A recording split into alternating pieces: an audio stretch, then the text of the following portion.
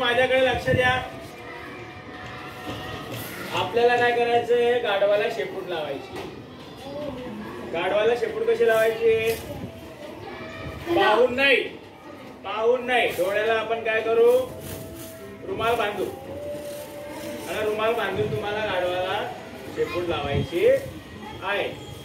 चला अगोदर सांग.